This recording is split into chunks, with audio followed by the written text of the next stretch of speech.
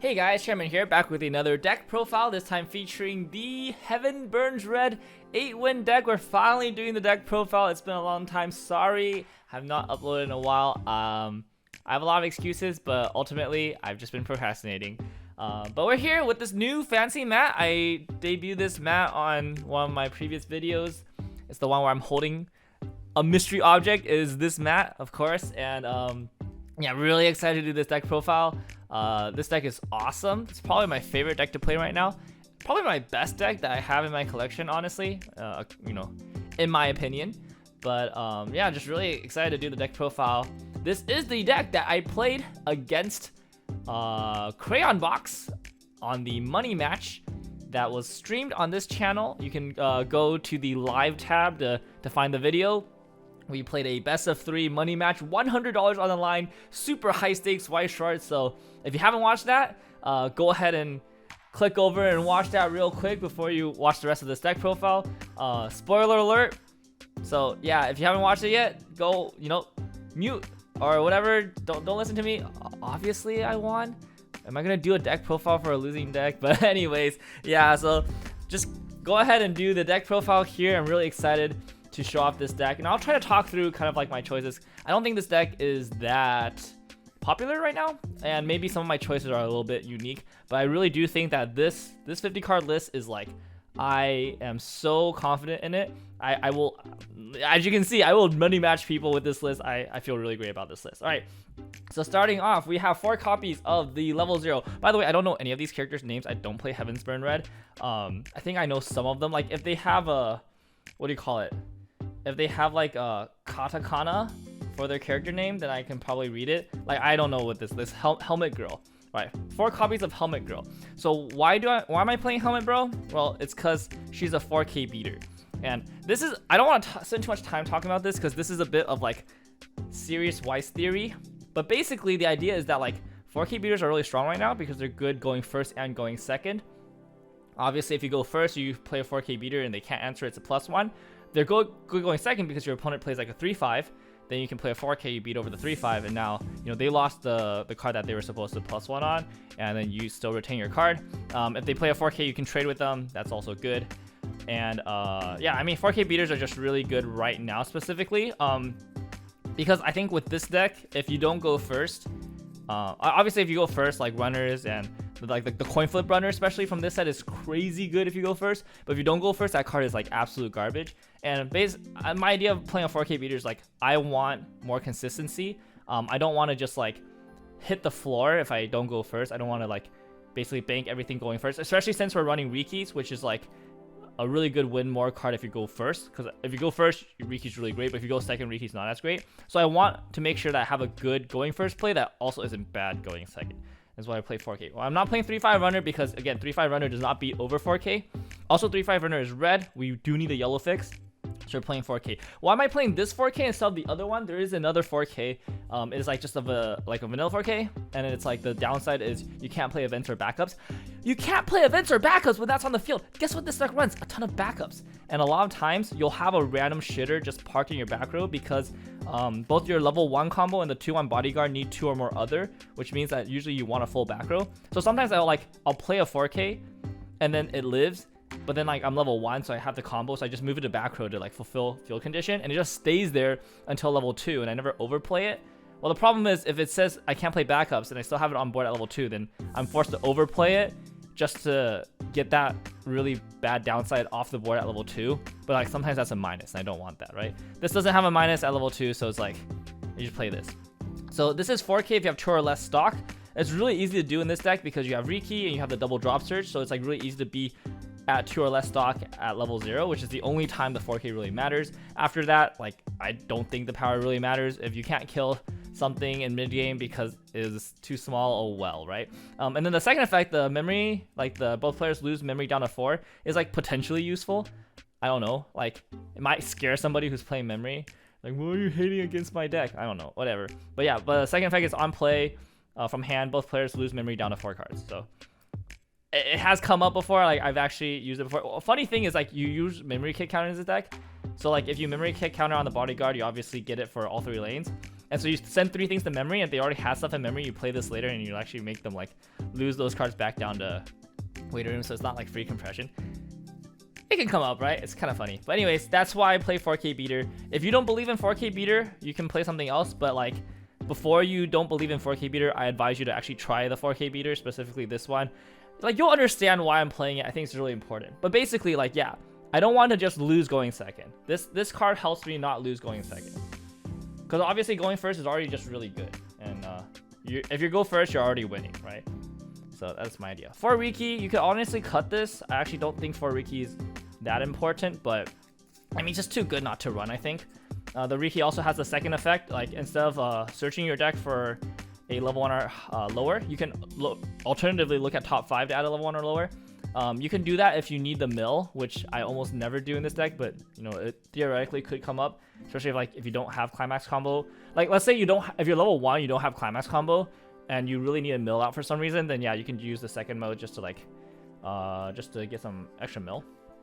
But your climax combo mills a lot, so you really don't need the second option. This is like the only card I would consider like changing the value, like the number on. You could consider cutting this for like more copies of some other cards. Alright, I'm playing 3 copies of the double drop search. I had to return one to my friend because I was borrowing it for the money match, but it should be 3 copies. I played 3 copies for the money match, so just disregard this card. Double drop search is honestly really broken. Like I can't believe that they made this card like not once but like twice. Daylife has it and now like the set has it. Generic double drop search is just like, it's crazy because like way back in the day in like 2017 we had the Yuki combo, which is like 1-0 Yuki from Sword Art, which is a climax combo on attack, pay 1 ditch 1 search 2, which is like a plus for like a stock. But like the crazy thing about that combo was that you got to search 2 clean cards out of your deck, like basically uninterrupted by your opponent, and that just made your first deck compression so crazy good.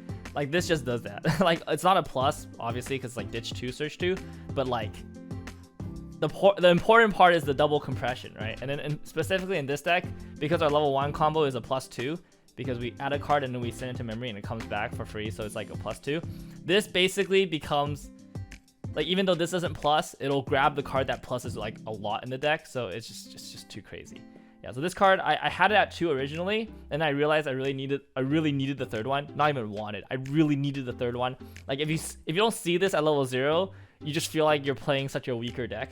And so I realized like 3 is really good. You could almost go up to 4. I think 4 is just too excessive. Like I think the one idea is like you cut a Riki for a 4th double drop search, and I can see the logic. I don't think it's bad, but there's a part of me that thinks that that's like too much, because it's not hard to get this card. Like if it's in your waiting room, it's like really easy to get it. So like part of me thinks it's too much, but I can see it. Like if you want to go that way, like it totally makes sense, because like this card is way more important than this card at level 0. But I just think this card is like better in like bad games and stuff like that. Like in bad games, like this doesn't actually like save you because it doesn't give you a plus. Also, I think like sometimes you need to hit yourself up a level. Like you need to have like a way to clock yourself, and so like I like having easy access to that. If you get stuck at 0-6, it's not the end of the world, but it feels really bad because of how strong your level 1 is. So like I don't like getting stuck at 0-6. Having more Rikis makes it easier to not get stuck. But yeah, this card is crazy. If you're not running like at least 2 or 3 of this in your deck, you're probably playing this set wrong. Like this is basically why this set is busted. At least this deck specifically, just the level 1. This gets you to the level 1. You just search 2 copies of the level 1 and your opponent just like face palms. It's so funny. All right, we're running 3 copies of the Brainstorm. This was originally at 4, and then I had to cut one for the 3rd double drop search. I think that's fine because you can just double drop search for another Brainstormer if you like really need the Brainstorm. Brainstorm is really important, specifically in this deck, because like obviously it's a Brainstorm 5 for wind, which is already really good, but the power is also very relevant. So on climax placement, if it's a wind, you can pump something 15. So 2 Brainstorms in the back row, you can pump 3k on placement of the climax, which is really important for your bodyguard, because your bodyguard's not that big on your turn. It's only 10-5, and if your opponent already hit level 2 first and they like establish some big beater in the center, being able to play a climax with 2 Brainstorms and then pump it up to 14-5 is actually just make or break for a lot of decks. Yeah, you can pump it up 14-5, and if you have another pump, you can pump it above 15, which is like Kanta Marine, or the level 3 Kanta combo with a like post counter power level. So if you can beat that, you can basically beat anything, right? So that's why it's really important to have the brainstorm, but you don't need 4, although 4 is good. Like if we had ways to get the 4th one, I think I'd probably try to get the 4th one as well. All right, 2 climax swap. Most decks run 1, but I think you really need 2 in this deck because, well, you need red, and also like you just really want to have the right climax. Like having the right climax at the right time in this deck is just like such a big difference than other decks because of how strong your climax combos are, respectively. Like basically having the level 1 win at level 1 is the difference between like +6 versus like +0, and then having the level 2 climax or your finisher climax at level 2 is the difference between your opponent like eating an entire level plus or they triple canceling, right? So like because of that, like I think double climax swap very necessary. All right, we run 2 of this card. This card is so broken. It's kind of hard to see because of the lighting, so I'm gonna put it in the center real quick because it's so broken. I'm gonna talk about it, I'm gonna move it. All right, this card is crazy. So a lot of people don't know what this card does or what this card is. This card is like, they will never print this card again. Like if once Japan realizes how good this card is, they will like abuse it to like high heaven, and they will never print this card again. Okay, 2 on-play effects. First on-play effect, mandatory mill 2. If you hit a climax +15.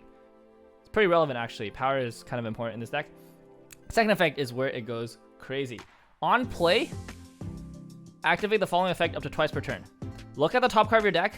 You can either leave it on top of your deck or mill it. So by itself, this card can mill between 2 to 4 cards, right? So you can either you can do the on-play effect, mill 2, mandatory, right? And then you can top check, and if you like the card, you just leave it there. Or if you don't like the card, you can mill it, and you can top check again. If you don't like that card, you can mill it again. So you can mill between 2 to 4 cards. But more importantly, it digs you towards your triggers, and you can draw your triggers with this card, right? This is the on-play, pitch 1, ditch 1, or pay 1, ditch 1, and then draw 2, ditch 1. So you can draw your climaxes if you see them on top. Sometimes your opponent has a board, you didn't set up the bodyguard, or like they beat the bodyguard, which is not that hard if they know what they're doing. So like they have a board, but you still want to go for finishing combo. You just set up a win on the top of your deck, and you just bounce their stuff. Like there's no counterplay to that unless they have hexproof, right?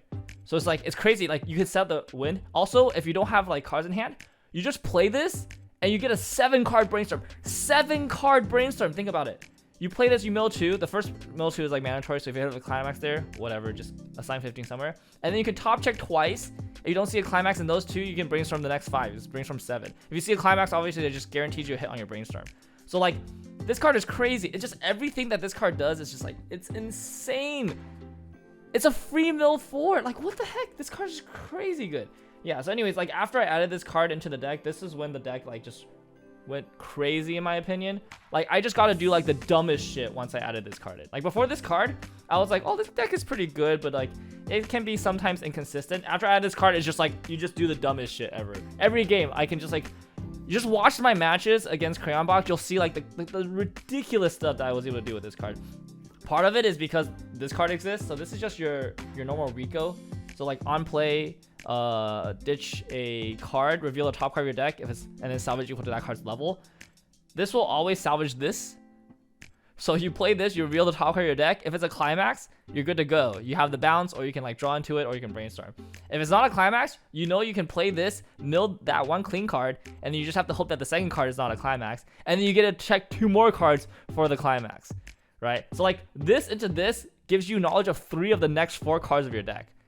Like how insane is that? Like just how insane is that? That is so insane. Like what? Anyways, yeah. So this combo is really good. Kind of talked about this card already. This card is crazy. Probably the second best card in the deck. Just on play, pay 1, ditch 1, draw 2, ditch 1.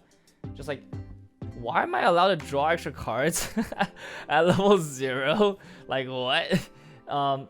Technically, it's like kind of worse than like the top check 3 add 1, but then the fact that you get to like draw is still like really good. And like sometimes the next 2 cards are just like good cards. You just draw both of them, which is like really good. Yeah, I mean, arguably like top check 3 add 1 or top check 4 add 1 is better, but like this also like gives you crazy amounts of filter because you discard 1 when you pay the cost and you discard 1 on resolution. So like if you're flooded with like climaxes or whatever, this is an easy way to like get yourself out of that situation. So like, I don't know, this card is really, really good. And like the fact that it doesn't dig that far is like mitigated by this card specifically, right? So crazy. And then 1 drop salvage. Red fix also just like I think sometimes you want waiting room access. This is a search brainstormer, so you don't really actually have that good waiting room access. Your climax combo is also checks from deck, so your only 2 waiting room access cards are like these 2. So that's why I think or before level 3 or before level 2 because once you have Tama, you have waiting room access there. But like I think early game you want this for waiting room access. Also pumps power, which is relevant, comes up. All right, level 1. This is Yuina. I know her name because her name's in katakana. Why does this card exist? This card is crazy. They will never print this combo again either, I think, in the near future. It's just +2, right? So it's just like at the end of attack, top check up to 4, which is like, by the way, that's like at the end of the attack. It doesn't like, it's not like Pekora. Like Pekora is like at the end of this card's attack, if your opponent is reversed or if the lane is empty, then you get a top check 4. She's just like at the end of the attack, top check 4. Like if she's reversed, top check 4. It's like, okay, cool, just plus for free. And then optionally, do you want to go to memory? Oh, you do? Okay, go to memory. You're reversed, you just go to memory for free and then come back the next turn. Like what the hell? This card's crazy. Also just plus 3k on your turn, no questions asked. Just like what? You're just 6-5, 7-5 with climax with a brainstorm. It's 9, and then all of a sudden it's just like, dude, it's like killing 1/1s, and 2 brainstorms is like, it's like 10-5. It's like, why is this card 10-5? It's a 1-0-10-5. Like what? Anyways, yeah, the card's broken. There's some Japanese lists that are playing like 6 choice 2 win, so they're playing like the finisher, but they're like not playing this combo. Like this is the combo that makes the deck. Like half the time I'm just looping this until I'm level 3. Like I don't even care about the bodyguard. I don't even care about like doing this thing at level 2. It's just like I just don't clock for like the entire game, and I just loop this combo and just keep building until I have good compression, triple cancel, combos come back, find the climax, play the climax again, loop the combo again. Like I don't even care about getting these. I just like, yeah, I just like loop all the utility cards to get like climax back. So yeah, this card is crazy good. Yeah, I don't know what else to say. Yeah, nuts. So yeah, if it wasn't clear, like this is the priority. Like this is like secondary. I don't even go for this every single game. Like I go for this every single. I try to loop this as long as I can, basically. And I only go for this if it's like a good time, right? I don't want to like lose too many resources to go for this unless I'm trying to kill them like that turn. All right. Anyways, 2-1 combo. This is also like pretty crazy, and we run 4 copies because we want to see it often, and also there's soul triggers. So yeah, like the climax combo, I think a lot of people are aware of it. It's just it becomes Escanor when you direct attack. So direct attack, if it has 3 or less soul, which it has 1 soul. When you have a climax, it's 2 soul, and then on the direct attack, it's 3 soul. So you can't pump it more, but I mean, there's really no way to pump it more in this deck at least. So you'll always be Escanor if you direct, and then it just turns its damage into ping 1s that are not considered burn damage, so you can't be stopped by something like anti-burn. Not that you would be stopped by like most anti-burn, it would be like the memory anti-burns, right? Because like obviously you have the direct attack, so it's like you can't be stopped by like Albedo or like Kasumi because like they're not there anymore. Anyways, there's not actually that many soul triggers in this deck. I think it's like 23 out of 50. So like less than half of your deck is soul triggers. So you're not really always hitting 4. It's like 50-50, right? So like if you triple, like sometimes you'll do 10 damage, sometimes you'll do 11, but sometimes you'll just do 9 because again, half the deck is like non-triggers. So try to keep that in mind. Like you're not gonna be able to high roll like with Escanor decks, because Escanor, like a lot of their deck is trigger, and they can also sculpt for trigger. Oh, by the way, this sculpt for trigger, this mills you down for a trigger too. Like, why is this card so good? But yeah, like don't expect yourself to be able to high roll the amount of damage that like Escanor can high roll with like a direct for 4, trigger 2, soul for 6. Like you're not gonna get that with this deck, so kind of plan accordingly. Your reach is not as good as it might seem like it is. I will say though that like with this, it's really good because then you can like guarantee a soul trigger. And then what I do, or actually I'll talk about the bodyguard first, and then I'll talk about kind of like a strategy I do with this card specifically. Okay, bodyguard. What else to say? This card's crazy. It's a 2-1 bodyguard. So it's a bodyguard until the end of your opponent's turn on play. So it only lasts like for 1 whole turn. But then you can just play it again. Like just find another one, play it again to like refresh the bodyguard, right? It's also 10k, so plus 8k if you have 2 or more other. And then on play until the end of your opponent's turn, bodyguard, and then on your opponent's turn, gain an additional 2k. So it'll be 12k on 12.5 on your opponent's turn. I mean, it's really hard for them to get rid of. It's like they can get rid of it. There's like ways to do it, but usually the ways that they get rid of this card will cost more than the resources that you put in. Because you're paying 1 stock and just putting this thing down, and you're probably killing something with it because it's a 2-1-10-5, like sheesh, right? But then and then they're probably like either early playing. I mean, because this is not an early play, so like they can't like anti-change or anti-overlevel bomb it or anything. So they either have to play something that's bigger or like pump something to get bigger, which is usually going to cost more than like 1 stock, or they have to like do some other weird shenanigans like bounce it or like blink it or whatever. And that usually costs stock or like other resources. So the idea, my thought process behind this bodyguard is like, I'm actually not using this for this necessarily. I'm using this to make my opponent waste more resources than I am using, right? And ultimately, if I've gotten them to waste more resources than me, then I'm winning, right? Especially since I'm not clocking and I'm getting advantages from this. Like, I'm ahead of resources with this card, and now I'm going to be even more ahead of resources because my opponent is wasting their resources.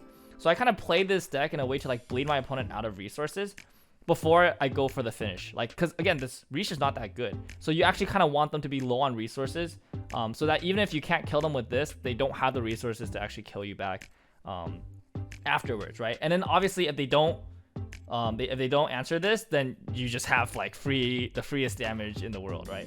So like either they answer it and then you're winning in resources, or they don't answer it and they're like kind of dead. Yeah, but that's like my thought process. Like, I don't bank everything on this, right? I think that's like one way you can misplay with this deck. It's just like putting all your eggs on one basket, and then when they actually do answer it, you're just like, oh no, I can't do anything. Like, it sucks if you're holding like, if you have this on board and you're holding like 2 of this, the climax, like you're hard holding and hoping that this works. Like, I never hold this climax, and I hold like maybe 1 copy of this in hand, because I can always just get another one with like a brainstorm or something. But the whole idea is that like, I don't count on this working, and then like if it does work, then I'm good to go. Yeah, so basically the idea with this setup though, just real quick, if I'll mill 2 and then I'll top check, right? So if the card is a soul trigger, then we're good. We just attack with this. If it's not a soul trigger, I'll mill it and I'll check the second card. If that card is not a soul trigger, I actually leave it, and then what I'll do is I'll play a fresh one, or I play a fresh one, I'll just leave this on board, and then I'll attack with this one first, right? And I'll have this one trigger the not soul trigger, because this is usually directing, right? Because you just won the board with bodyguard. So if you mill that non soul trigger, then that means that you have a chance of like triggering on this attack for 4, which is like really bad. So by keeping the not soul trigger and attacking with this first, I'm guaranteeing a clean trigger on the first attack that's going to be swinging for 3, which is like a really good number, even in like a situation where I'm playing a climax. And then I will swing with this and hope for the trigger afterwards, right? But by attacking with this one first specifically for 3 is actually one way I've found to like put a lot of pressure on my opponent. Also because it's a clean trigger, I'm not like burying a climax really deep in stock. Like, so this card is just crazy. Yeah, but anyways, that's kind of a strategy that has helped me like min-max with this deck. So something to think about. Yeah, this card's crazy. All right, and then for counters, I'm just gonna put the counters right here. But yeah, 2 memory kick counter, 1 anti-change counter. Yeah, I think this is pretty standard. Memory kick is always the best. So if you don't know about counters, they actually last until the end of the turn. So once I 3k pump this one up, it'll be 15-5 until the end of the turn, and it also gets the memory kick effect, which is not optional, it's mandatory. But it'll also get that until the end of the turn. So yeah, so you just do this once, and then this just kicks everything to memory. So you do this when they have like potentially enough stock, or some cards with hand encore that they would use the encore to like deny you the direct lane. You just use this to get rid of it. It's also your biggest counter.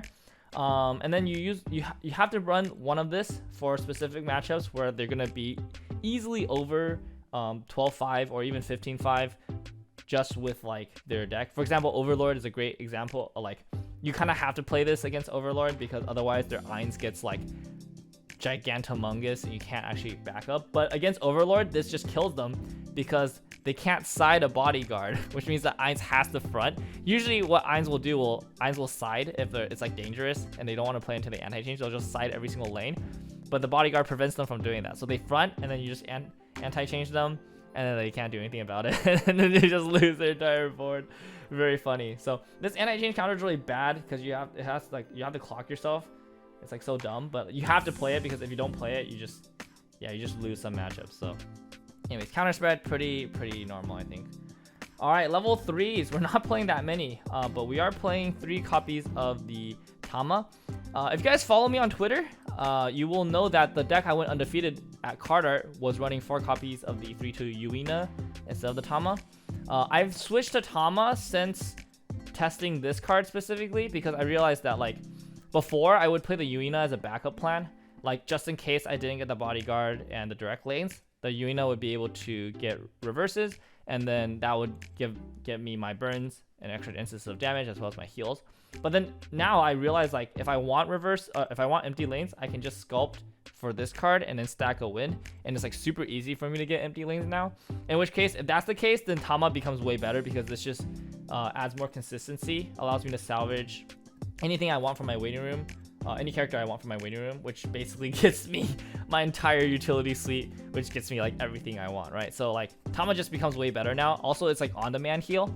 I think an awkward thing with the Uina was that like you wouldn't be able to heal until you got the kill, in which case like sometimes if you're like 3-6 or if you're in a situation where you really need to heal like right away, you couldn't do it. So like yeah, I just think Tama is like way more flexible, and now that my playstyle is way more flexible and I'm just like grabbing the cards I need, I think Tama is just better. So we're on 3 Tama. I think 3 is a great number. I don't like 4 because it's just, I think you'll flood, but then any less, you're just cutting soul triggers for no reason. So 3 Tama is good. All right, we play 1 copy of the level 3 for the combo. This card is horrible. You never go into this unless you absolutely have to. I think matchups where you absolutely have to do this is like your opponent has a board that you just can't kill. Like if they hit level 2 first, like Overlord for example, if they hit level 2 first, they set up and you just can't get rid of their board, like because you know you can't target, they're unaffected, whatever. What I would do in that situation I would just keep comboing my level 1 combo and wait till level 3, and then I would sculpt this and then use this to just break their board at level 3, right? But like, yeah, you would only use this if you want to break their board specifically. Otherwise, it's just better to like sculpt for win trigger and play for like your other cards, or even just like heal loop with Tama. This card is just really bad normally. You would only use to break boards, but it is necessary to break boards, so like you play 1. Same thing with this card, which is the Byakko. Not very good, honestly. It is actually pretty cheap because it's just on play Fumio. Like a lot of cards that are Fumio is like on play like pay 1 or like pay 1 ditch 1 for some unknown reason. This is just on play, so it's like actually very inexpensive, but it's more of a threat than actually used. Like I don't think I've actually used this ever. I think there was one time where I considered doing it and I was like, you know what, let me just see if I can stack a win, and I stacked a win. I was like, okay, never mind, I'm doing this instead. But it is good to have it as like a threat. You know, if your opponent, you know, somehow like just has like 20 clean in the waiting room with no climaxes, then like sure, just shuffle them all back, right? Like it is something that your opponent has to be like either wary of, or if they accidentally play into it, then you just like hard win. It's just good to have 1. Also, it's a soul trigger, so like you can't go wrong, right? Like just more soul triggers is great. So anyways, and then obviously climaxes is the 8 wind. Dude, winds are so strong. Like especially in like the right meta, like wind is just crazy good. Wind can either be the best or worst trigger in the game depending on the meta, but at least in this deck, running wind is not detrimental at all because your combos are freaking crazy, and then your brainstorm basically means that you're not really punished for not being able to plus with wins because your brainstorm is just crazy. All right, well that's basically the deck, and yeah, I mean, I think I talked a lot already. This deck profile has gone on way too long. As you can see, I'm very excited about the deck, but hopefully I was able to cover like everything in that deck profile, including playstyles. But if you have any questions, feel free to let me know in the comments below. I'll do my best to address your specific concerns and stuff like that. By the way, this deck is really cheap outside of the Rikis. The rest of the deck is like actually pennies. I'm pretty sure this deck, even including the Rikis, for me, I built it for like less than $80. So if you wanted a cheap deck, this is definitely a good budget deck, and it is crazy good. If you want to see gameplay, of course, go watch the money match. I think I actually played really well, and I think I was able to show off basically every aspect of this deck and just how insane it is. So if you want to see the deck in action, go over there to check it out. But yeah, thanks for watching. Hopefully you guys feel inspired to pick this up and try it yourself. I assure you it is tons of fun, mostly for yourself, and hopefully your friends do not hate you for playing this deck. That's it for this time. Thank you so much for watching, and I will see you guys on the next one. Peace.